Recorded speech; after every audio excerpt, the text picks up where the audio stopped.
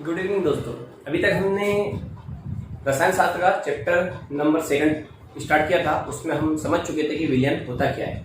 विलयन की परिभाषा बता चुका था हमें, और विलयन के साथ हमें बता चुका था कि विलयन किन दो चीजों से मिलकर बनता है। एक होता है विलेय और एक विलायक। इन दोनों के मिश्रण को ही से ही बनने वाला विलयन कहलाता है। विलेय कम मात्रा में होता है, विलायक अधिक मात्रा में होता है। इन दोनों के मिश्रण से तैयार होने वाला नया पदार्थ विलयन कहलाता है। जैसे कि सिंपल सा एग्जांपल समझने के बाद में हम आगे बढ़ते हैं कि नमक और पानी का हमने घोल बनाया, तो एक गिलास पानी ले लिया, उसमें हमने 5 या 10 ग्राम नमक डाला। उससे बनने वाला जो नमकीन पानी है वो एक विलयन होता है। उसमें हम नमक डाल रहे, वो नमक विलेय है, और जो पानी रहता है वो होता है विलायक। जिसमें कोई चीज घोली जाए वो विलायक, और जो चीज घोलते हैं वो विलेय। ठीक है, यहाँ तक हमने समझ लिया था। अब हम अवस्था के आधार पर विलयन के प्रकार देखते हैं। अवस्था के आधार पर विलयन के प्रकार, तो अवस्था के आधार पर विलयन के प्रकार बहुत ही अच्छा है। आपने सुना भी होगा, पदार्थ की 3 अवस्था, मोस्ट 3 अवस्था होती है, ठोस, द्रव और गैस। 3 अवस्था के रूप में अधिकतर पदार्थ पाया जाता है किसी न किसी रूप में। और सर्वाधिक इसका सबसे अच्छा उदाहरण है जल से ले लेते हैं। जल को जब हम पीने योग्य रहता है तो वो द्रव अवस्था में रहता है। जब उसका हम बर्फ बना देते हैं तो ठोस अवस्था में रहता है, और जब वो वाष्प के रूप में निकलता है तो गैसीय अवस्था में होता है। उसी तरह हम विलयन का देखते हैं कि 3 अवस्था किस तरह की रहती है। इसके अंदर मुख्य रूप से विलयन भी 3 अवस्था में रहता है। देखते हैं हम किस तरीके से रहता है। तो यहाँ पर हम इसको हटाते हैं और तीनों अवस्था का नाम लिखते हैं। तो जो पहली है वो है गैसीय विलयन। पहला जो है वो है गैसीय विलयन। इससे समझते हैं गैसीय विलयन से। गैसीय विलयन का अर्थ होता है कि जिस विलयन को हम गैस के रूप में प्राप्त करते हैं, जिस विलयन को हम गैस के रूप में प्राप्त करते हैं वो गैसीय विलयन कहलाता है। ठीक है, और भी अच्छे समझने के लिए समझना कि अब मैंने आपको बताया था, इसीलिए बताया कि विलयन विलेय और विलायक से मिलकर बनता है। तो जो विलेय होता है वो विलेय अलग अलग अवस्था में हो सकता है, लेकिन विलायक हमेशा गैसीय रहेगा, और जो प्राप्त होने वाला पदार्थ है वो भी हमें गैसीय अवस्था में प्राप्त होगा। जैसे कि मान लो कि विलयन बना रहे हैं हम, विलयन का निर्माण कर रहे हैं हम, तो उसमें मिलने वाला विलेय प्लस विलायक, तो जो विलायक रहेगा वो विलायक तो गैसीय अवस्था में रहेगा, ये तो गैसीय में रहेगा। लेकिन जो विलेय है वो विलेय 3 अवस्था में हो सकता है, ठोस, द्रव व गैस। समझ में आ रहा कुछ? गैसीय विलयन हमेशा गैसीय अवस्था में प्राप्त होगा। गैसीय विलयन में हमेशा जो विलयन प्राप्त होगा वो गैसीय अवस्था में प्राप्त होगा। पहली बात तो ये। दूसरी बात ये कि जो विलयन का निर्माण करेंगे उसमें, तो उसमें विलेय अलग अलग अवस्था में हो सकता है। ठोस अवस्था में भी हो सकता है, द्रव अवस्था में भी हो सकता है, और गैस अवस्था में हो सकता है। लेकिन जो विलायक रहेगा जिसमें हम इस विलेय को मिलाएंगे वो हमेशा गैसीय अवस्था में रहेगा, और प्राप्त होने वाला जो पदार्थ है अर्थात प्राप्त होने वाला जो विलयन है वो भी गैसीय विलयन अर्थात गैसीय अवस्था में ही प्राप्त होगा। ठीक है, इसके अपन कुछ एग्जाम्पल देख लेते हैं। जनरली जो हम देखते हैं, अब एक सिंपल सी बात है कि जब हम गैसीय विलयन का निर्माण करते हैं तो अगर कोई ठोस रूप में इसमें मिलाया जाता है, जैसे कि विलेय भी अगर गैस हो और विलायक भी गैस हो, तो विलयन क्या प्राप्त होगा? मान लो कि विलेय और विलायक, तो इसका सबसे अच्छा उदाहरण है जब विलेय और विलायक दोनों गैस हो। ये भी गैस है और ये भी गैस के रूप में है। इसकी स्टेट जो इसकी अवस्था है वो भी गैसीय है, इसकी अवस्था भी गैसीय है। तो जनरली जो हम हवा है, हमारे आसपास जो हवा रहती है उसमें ऑक्सीजन, नाइट्रोजन अर्थात दोनों ही क्या है? गैसें रहती है। तो इस तरीके से हम समझ सकते हैं कि विलेय तो किसी भी अवस्था में, मान लो कि अब विलेय, यहां पर हम विलेय को ले लेते हैं द्रव अवस्था में, तो विलायक गैस है। अब आप बोलोगे द्रव अवस्था में गैस है, तो इसकी जल वाष्प पानी की जल वाष्प, ये अभी द्रव अवस्था में, इसकी जल वाष्प बन के हवा में निकल जाएगा। तो जो जल वाष्प है, जल है वो द्रव है और वाष्प के रूप में निकल रहा है, तो वो गैस बन के उसके साथ में निकल जाएगा। अगर हम यहाँ पर विलय ठोस ले लें और ये गैस है, इसको हमने ठोस ले लिया और ये गैस है, तो सबसे अच्छा उदाहरण है उसका कपूर का हवा में निकल जाना, या कपूर का नाइट्रोजन के साथ में क्रिया करके उड़ जाना। कपूर यहाँ पर ठोस है और नाइट्रोजन गैस है। अर्थात जब हम गैसीय विलयन की बात करते हैं, कुल मिला के समझने वाली बात यह है कि जब हम गैसीय विलयन की बात करते हैं तो विलय तीनों अवस्था में हो सकता है, ठोस, द्रव और गैस। लेकिन विलायक हमेशा गैस रहेगा और जो प्राप्त होने वाला पदार्थ है वो भी हमें, जो विलयन है, इससे विलयन जो प्राप्त होगा वो गैसीय होगा, इससे भी प्राप्त होगा वो गैसीय होगा और इससे प्राप्त होगा वो गैसीय होगा। जो विलयन हमें गैसीय अवस्था में प्राप्त होगा। कहने का अर्थ है कि गैसीय विलयन की परिभाषा सिंपल सी है कि बनने वाला विलयन हमेशा गैसीय अवस्था में होता है। विलय और विलायक को मिलाने के बाद में जो बनने वाला विलयन है वो हमेशा गैसीय अवस्था में प्राप्त होता है, वो गैसीय विलयन कहलाता है। गैसीय विलयन के अंदर जो विलय है वो अलग अलग रूप में हो सकते हैं, अलग अलग अवस्था हो सकता है, ठोस भी हो सकता है, द्रव भी हो सकता है और गैस भी हो सकता है। लेकिन जो विलायक है वो गैसीय रहेगा और प्राप्त होने वाला जो विलयन है वो भी हमें गैसीय अवस्था में प्राप्त होगा। ठीक है, अब हम विलयन की दूसरा प्रकार देखते हैं, द्रव विलयन। हम द्रव विलयन की बात करते हैं। द्रव विलयन की भी सिंपल सी परिभाषा है कि जब विलय और विलायक को हम मिलाते हैं तो उससे प्राप्त होने वाला पदार्थ या प्राप्त होने वाला विलयन हमें द्रव अवस्था में प्राप्त होगा, और जो द्रव अवस्था में प्राप्त होगा वो हमें कहलाएगा द्रवीय विलयन या द्रव विलयन। ठीक है, इसके अंदर भी सिंपल सी बात है कि जो विलय रहता है वो विलय तीनों अवस्था में हो सकता है, ठोस, द्रव और गैस। लेकिन विलायक और प्राप्त होने वाला विलयन दोनों हमेशा द्रव अवस्था में रहेगा। अर्थात कहने का है कि विलय और ये विलायक, इससे बनने वाला विलयन, ठीक, अगर इधर विलय ठोस रहे, विलय क्या रहे, ठोस रहे, तो ये विलायक द्रव रहेगा और प्राप्त होने वाला विलयन भी क्या रहेगा, द्रव अवस्था में रहेगा। सिंपल सा उदाहरण देख लेते हैं हम कि इधर से मैंने ठोस की बात करी, इधर द्रव है ही सही, ठोस के साथ में द्रव है, और तीसरे नंबर पे आ जाएगा फिर से द्रव, द्रवीय अवस्था में प्राप्त होने वाला है। तो अगर विलय ठोस हो और विलय में मिलाया जाए, सबसे अच्छा है, हमने शक्कर को पानी में डाला, पानी विलायक है जो द्रव अवस्था में, जो ठोस है वो शक्कर है, शक्कर को हमने पानी में डाला तो प्राप्त होने वाला पदार्थ मीठा पानी प्राप्त होगा जो विलयन होगा, लेकिन किस अवस्था में होगा, तरल अवस्था में, अर्थात द्रवीय अवस्था में प्राप्त होगा। फिर समझिए कि विलय ठोस है अर्थात शक्कर है, विलायक पानी है, लेकिन प्राप्त होने वाला पदार्थ द्रव अवस्था में अर्थात मीठे पानी के रूप में प्राप्त होगा, अर्थात द्रवीय अवस्था में प्राप्त होगा। सेम देख लेते हैं, अगर ये गैस हो, विलय गैस हो, ये तो द्रव ही रहेगा, ये गैस है और ये तो द्रव्य रहेगा, तो प्राप्त होने वाला विलयन क्या रहेगा, द्रव। अब आप बोलो कैसे, तो हम समझ लेते हैं। ऑक्सीजन का जल में मिलना, ऑक्सीजन का जल में मिलना, क्योंकि जल के अंदर भी ऑक्सीजन रहती है, पता है, ऑक्सीजन गैस है और जल क्या है, द्रव। और जो हम देखेंगे तो वो द्रव्य अवस्था में जल पाया जाएगा, जिस जल के अंदर ऑक्सीजन मिली रहती है वो द्रव्य अवस्था में ही पाया जाता है। या सेकंड एग्जांपल हम देखते हैं, सोडा वाटर, जो हम कोल्ड ड्रिंक पीते हैं, कोल्ड ड्रिंक के अंदर भी गैस मिली रहती है, तो वो गैस उसके अंदर मिली रहेगी, लेकिन जब हम कोल्ड ड्रिंक खोलेंगे तो वो द्रव्य अवस्था में प्राप्त होगी। उसी तरह से विलय गैस हो सकता है, जैसे कि ऑक्सीजन का जल में मिलना या सोडा वाटर में गैस का मिलना, और जो प्राप्त होने वाला जो विलयन है वो तो हमें विलयन द्रव अवस्था में प्राप्त होगा। थर्ड और लास्ट है, ये भी द्रव, विलय भी द्रव और विलायक भी द्रव, तो भी ये द्रव अवस्था में प्राप्त होने वाला है। सिंपल सा एग्जांपल है, एल्कोहल को हमने जल में डाला, एल्कोहल को हमने जल में डाला तो एल्कोहल भी द्रव है, लिक्विड है, जल भी लिक्विड है, द्रव है, उससे प्राप्त होने वाला जो पदार्थ है वो भी हमारे पास में क्या प्राप्त होगा, लिक्विड ही प्राप्त होगा, अर्थात द्रव रूप में प्राप्त होगा। अब आप मेरी बात समझ रहे हो कि अगर द्रव विलयन बोला गया है तो द्रव विलयन भौतिक अवस्था द्रवीय रूप में प्राप्त होगा, वो द्रव विलयन कहलाएगा। जो विलयन रहता है उसमें विलय अलग अलग हो सकता है, ठोस, द्रव और गैस अवस्था में हो सकता है, लेकिन प्राप्त होने वाला विलयन हमेशा द्रव्य अवस्था में प्राप्त होगा। कहने का मतलब ये कि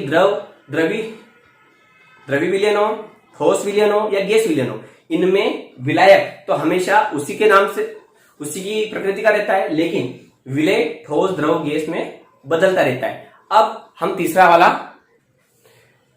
देखिए दोस्तों, अब हमने दो रूप देख चुके हैं, अब तीसरा रूप देखते हैं। तीसरा रूप है ठोस विलयन। ये जो विलयन का तीसरा प्रकार है ठोस विलयन के रूप में। अब इसमें भी ऐसा होगा कि जो प्राप्त होने वाला पदार्थ, प्राप्त होने वाला विलयन, अर्थात प्राप्त होने वाला विलयन की भौतिक अवस्था ठोस रूप में प्राप्त हो। ठीक है, तो हम देखते हैं इसमें भी विलायक और विलयन, इसमें भी ठोस, द्रव, गैस हो सकते हैं, विलय अलग अलग हो सकते हैं। पहला हम ले लेते हैं गैसी रूप में। अगर हमने हमारा विलय गैस है और विलायक तो हमारा ठोस ही रहेगा, क्योंकि ठोस नाम है तो ठोस ही रहेगा, तो प्राप्त होने वाला पदार्थ भी, प्राप्त होने वाला विलयन भी ठोस रहेगा। जैसे कि हमने हाइड्रोजन गैस, जो हाइड्रोजन गैस रहती है उसको हमने पैलेडियम धातु के साथ में मिलाया, अधिशोषण के द्वारा हम ये प्रक्रिया करते हैं। ये आपने पढ़ा होगा पुरानी क्लास में कि जो हाइड्रोजन गैस रहती है उसको हमने पैलेडियम धातु के साथ में मिलाया, अर्थात उसका अधिशोषण किया, तो उससे प्राप्त होने वाला जो विलयन है वो हमें ठोस रूप में प्राप्त होगा। ये फर्स्ट वाला है। अगर हम यहां पर दूसरे वाले में द्रव ले लें, जो विलय है वो द्रव अवस्था में ले लें और विलायक तो हमारा ठोस ही रहेगा, तो प्राप्त होने वाला पदार्थ भी क्या होगा, ठोस होगा। समझते हैं हम इससे कैसे। यहां पर हमने विलय द्रव ले लिया, द्रव बोले तो एक पदार्थ लेते हैं द्रव, धातु, मरकरी, पारा, जिसे बोलते हैं मरकरी या पारा। बहुत ही मोस्ट इंपोर्टेंट प्रश्न है 12th के लेवल से भी, और ये ऑब्जेक्टिव रूप में 12th में आता है। शायद इस साल भी, लास्ट ईयर भी आ चुका है 12th एग्जाम में, कि वो एक कौन सी धातु है जो द्रव रूप में पाई जाती है। इसके साथ में समझ लेते हैं कि वो एक कौन सी धातु है जो द्रव रूप में पाई जाती है, और वो धातु का नाम है पारा, मरकरी। जनरल थर्मामीटर में लगी रहती है, जो कि अब डॉक्टर के यहाँ देखते हो, जो टेम्परेचर मेजरमेंट होता है उसमें जो ऊपर नीचे जाता रहता है, या ब्लड प्रेशर जो चेक करते हैं उसमें ऊपर नीचे जो पारा जाता रहता है, जो धातु जाती रहती है, वो पारा या मरकरी ही होती है। इसका इंग्लिश, इसका जो सिंबल है वो है Hg, मरकरी। ठीक है, तो मरकरी द्रव रूप में रहेगी, मरकरी धातु जो रहेगी वो किस रूप में रहेगी, द्रव रूप में रहेगी, और इधर सोडियम धातु के साथ में उसको मिलाया जाता है। सोडियम धातु ठोस रूप में प्राप्त होती है। सोडियम के बारे में भी आपको तथ्य पता होगा कि जो सोडियम धातु रहती है वो अत्यधिक क्रियाशील रहती है, और उसको हम खुले वातावरण में नहीं रखते। अगर सोडियम धातु को हम खुले वातावरण में रखेंगे तो वो बहुत जल्दी ही क्रियाशील, हवा के साथ में क्रिया करके बहुत जल्दी ही आग पकड़ लेती है, वो जलने लग जाती है। इसलिए हम सोडियम धातु को केरोसिन के अंदर डुबा कर रखते हैं, उसको केरोसिन के अंदर फेंक करके रखते हैं कि बाहरी एटमोस्फेयर, जो बाहरी वातावरण है उसमें वह ना आ पाए और क्रिया ना करे। तो द्रव अर्थात मरकरी या पारा को हम सोडियम धातु के साथ में मिलाते हैं और उससे बनता है अमलगम। अमलगम जो कि एक ठोस रूप में प्राप्त होता है, वो अमलगम वो किस रूप में प्राप्त होता है, ठोस रूप में। इस तरह से हम इसको समझ सकते हैं। अब तीसरा रूप ले लेते हैं इसमें ठोस। इसमें भी ठोस ले लिया, इधर भी ठोस ले लिया और इधर भी ठोस। जब विलय भी ठोस हो, विलायक भी ठोस हो, तो प्राप्त होने वाला विलयन भी हमें क्या प्राप्त होगा, ठोस ही प्राप्त होगा। देखते हैं हम इधर कापर और जिंक, कापर और जिंक धातु को लिया हमने। कापर और जिंक धातु को मिलाने के बाद में कापर बोले तो जर्म। अभी मैं बता रहा था आपको कि जो तीसरे रूप में लेंगे हम, ये भी ठोस रहेगा, विलय भी ठोस रहेगा, विलायक भी ठोस रहेगा, तो प्राप्त होने वाला जो हमारा विलयन है वो भी ठोस रूप में ही प्राप्त होगा। तो हमने इधर कापर और जिंक ले लिया, कापर भी ठोस, जिंक भी ठोस, तो उससे प्राप्त होने वाला पदार्थ जो रहेगा वो रहेगा पीतल। तो पीतल भी आपने जनरली हमारे घरों में बर्तन भी देखे हमने पीतल में, बहुत सारे ऐसे पूजन में वहां पे पीतल का उपयोग होता है, बहुत ऐसे बर्तन रहते हैं। तो कापर और जिंक दोनों क्या है, ठोस ही है। तो कापर भी ठोस, जिंक भी ठोस, तो उससे प्राप्त होने वाला जो पदार्थ है अर्थात जो प्राप्त होने वाले विलयन है वो है हमारा पीतल। और पीतल भी किस रूप में प्राप्त होता है, ठोस रूप में प्राप्त होता है। तो कहने का मतलब ये है कि विलय अलग अलग हो सकते हैं, विलय ठोस हो सकता है, द्रव हो सकता है, गैस हो सकता है, लेकिन विलायक तो हमेशा ठोस ही रहेगा और प्राप्त होने वाला जो विलयन है वो भी ठोस रहेगा। इसके बाद में हम समझेंगे, अब हमने विलयन के प्रकार समझ लिए, 3 तरह के रहते हैं, गैसीय विलयन, द्रवीय विलयन और ठोस विलयन, ये 3 रूप में प्राप्त होता है। क्योंकि विलयन जनरली तो हम सुनते रहते थे कि विलयन सिर्फ हमने जो पानी आने का निष्क्रिय देखा, लेकिन नहीं, ठोस रूप में भी रहता है, द्रव रूप में भी रहता है, गैस रूप में रहता है, जो कि मैंने आपको यहाँ पर विथ एग्जाम्पल मैं आपको समझा चुका हूं। तो आपने इसको अच्छे से समझा होगा। इसके बाद में हम नया टॉपिक चालू करने वाले विलयन में ही कि सांद्रता के आधार पर विलयन का वर्गीकरण, सांद्रता के आधार पर विलयन का वर्गीकरण, इसके अनुसार हम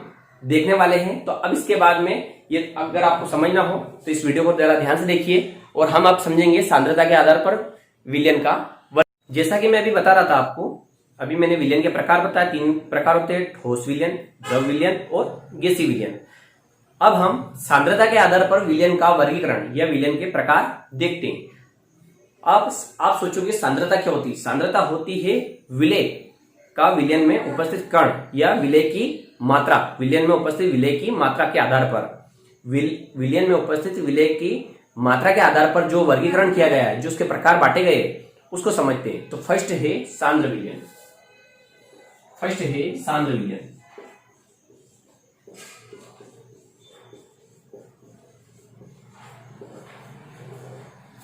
पहला दिया गया है सांद्र विलयन। अब सांद्र विलयन को समझते हैं। सांद्र विलयन का अर्थ होता है कि जो विलयन है, सांद्र विलयन का मतलब होता है जो विलयन है उसमें विलेय की मात्रा अत्यधिक हो। जो विलयन बना है उसमें विलेय की मात्रा अत्यधिक हो, मतलब एक थोड़ा गाढ़ापन सा आ जाए। जो विलेय डाला है हमने, मान लो कि हमने एक गिलास पानी के अंदर 100 ग्राम शक्कर डाल दी, तो उसमें क्या है कि शक्कर की मात्रा अधिक दिखने लगेगी, शक्कर के जो उसमें कण रहेंगे वो अधिक दिखने लगेंगे, मतलब जो विलयन है उसमें विलेय की मात्रा अधिक हो, तो वो हमें सांद्र विलयन कहलाता है। मतलब उसकी सांद्रता, उसका जो विलेय डाला है उसका गाढ़ापन, उसकी सांद्रता अधिक दिखने लग जाए, वो हमें सांद्र विलयन लगेगा, या सांद्र विलयन उसे हम कह सकते हैं। दूसरा है तनु विलयन।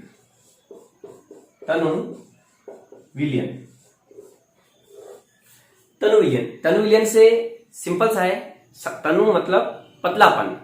अब जो विलयन बनाएंगे हम, उसमें जो विलेय है उसकी मात्रा बहुत ही अल्प रहती है या बहुत ही कम रहती है। कहने का अर्थ ये है कि जो हमने विलयन का निर्माण करा है, जो विलयन हमने बनाया है, उसमें विलेय की मात्रा विलायक की मात्रा से बहुत ही कम होती है।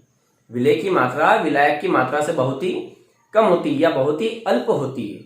अर्थात जो विलयन बना है वो बहुत ही पतला होता है, उसमें विलेय ना के बराबर होता है, वो कहलाता है तनु विलयन। अब तीसरा जो है वो होता है संतृप्त विलयन।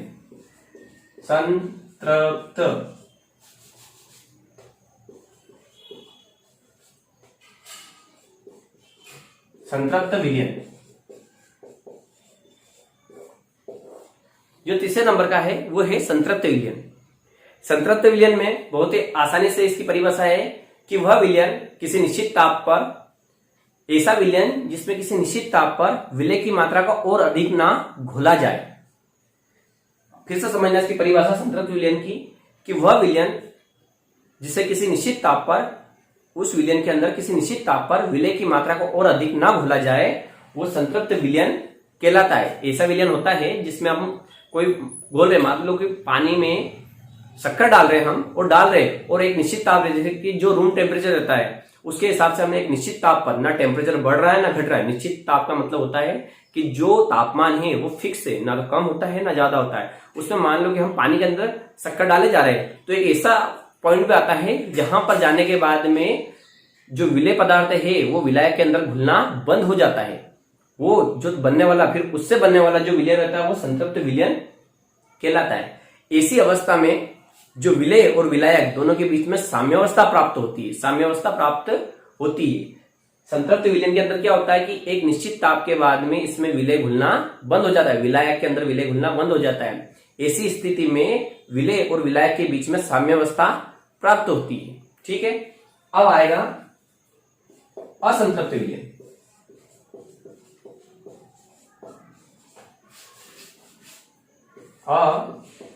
असंतृप्त विलयन,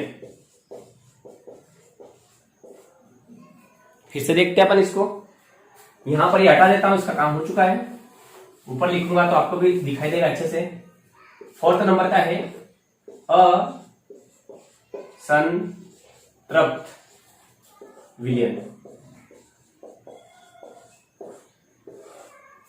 सिंपल सी परिभाषा इसकी, इसका मतलब है कि ऐसा विलयन जिसमें विलय की मात्रा और अधिक घोली जा सके। ऐसा विलयन जिसमें विलय की मात्रा और भी अधिक घोली जा सके, या जितना चाहे हम इतना उसमें विलय की मात्रा घोल सके। ऐसा विलायक जिसमें हम विलय की मात्रा जितना चाहे इतना घोल सके, उससे बनने वाला जो विलयन रहता है वो कहलाता है असंतृप्त विलयन। समझे मेरी बात को आप, कि ऐसा विलयन या ऐसा विलय पदार्थ जिसमें विलय की मात्रा को हम जितना चाहे इतना घोल सकते हैं, तो वो जो प्राप्त होने वाला जो विलयन रहता है वो असंतृप्त विलयन रहता है। और जो सांद्र विलयन और जो तनु विलयन है वो दोनों ही असंतृप्त विलयन की कैटेगरी में आते हैं। जो सांद्र विलयन और तनु विलयन है वो दोनों ही इसकी कैटेगरी में आते हैं। सांद्र विलयन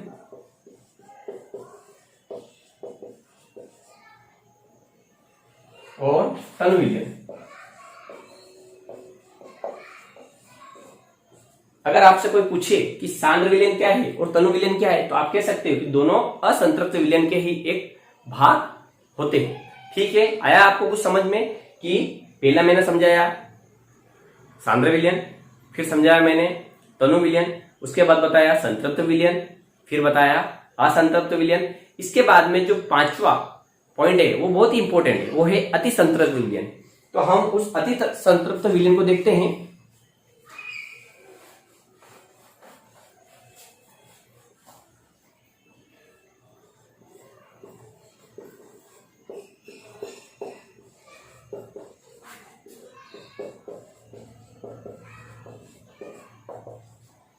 ये 5वें नंबर का पॉइंट है और बहुत ही इंपॉर्टेंट है। अति संतृप्त अर्थात संतृप्त के तो गुण इसमें आएंगे ही आएंगे। कहने का अर्थ यह है कि अति संतृप्त विलयन वो होता है जिसमें विलय पदार्थ की मात्रा संतृप्त विलयन की तुलना में अधिक होती है। समझना फिर से कि जो अति संतृप्त विलयन है, इसमें कहने का अर्थ ऐसा, इसकी परिभाषा ऐसे बन रही है कि जो विलय पदार्थ की मात्रा है वो संतृप्त विलयन की तुलना में इसमें अधिक पाई जाती है, तो वो बनने वाला विलयन अति संतृप्त विलयन कहलाता है। या एक और तरीके से ऐसे समझ सकते हैं कि जो संतृप्त विलयन होता है उसको हम तेजी से ठंडा करें, मतलब जो संतृप्त विलयन होता है उसको हम तेजी से ठंडा करें, और जो तेजी से ठंडा करने के बाद में जो हमें विलयन प्राप्त होता है वो विलयन अति संतृप्त विलयन कहलाता है। तो हमने सांद्रता के आधार पर अर्थात विलय की मात्रा के आधार पर हमने 5 रूप समझे। सांद्र विलयन जो कि विलय की मात्रा अधिक होती है सांद्र विलयन में, तनु विलयन विलय की मात्रा कम होती है विलयन में। तीसरा है संतृप्त विलयन। संतृप्त विलयन का परिभाषा बताई मैंने कि एक निश्चित ताप के बाद में विलयन के अंदर विलय का घुलना बंद हो जाता है, तो वो संतृप्त विलयन कहलाता है। असंतृप्त विलयन की परिभाषा और भी अच्छी है कि विलय की मात्रा जितनी चाहो इतनी हम घोल सकते हैं, तो वह असंतृप्त विलयन कहलाता है। और असंतृप्त विलयन के अंतर्गत तनु विलयन और सांद्र विलयन दोनों विलयन असंतृप्त विलयन के अंदर ही आते हैं। और जो 5वें नंबर का विलयन है वो है अति संतृप्त विलयन। अति संतृप्त विलयन का बहुत अच्छा है कि विलय की मात्रा संतृप्त विलयन की तुलना में इसमें अधिक पाई जाती है। विलय की मात्रा संतृप्त विलयन की तुलना में इसमें अधिक पाई जाती है, तो ये अति संतृप्त विलयन कहलाता है। या इस संतृप्त विलयन को तेजी से ठंडा करने पर जो प्राप्त होने वाला विलयन होता है, जो प्राप्त होता है विलयन, वो अति संतृप्त विलयन कहलाता है। तो इस प्रकार से हम अब विलयन का प्रकार समझ चुके हैं कि विलयन होता क्या है, विलयन की परिभाषा बता चुका हूं मैं, विलय विलायक क्या है वो बता चुका हूं, इसके साथ में इसके टोटल द्रव्य विलयन, गैसीय विलयन, ठोस विलयन बता चुका हूं, सांद्रता के आधार पर समझा चुका हूं।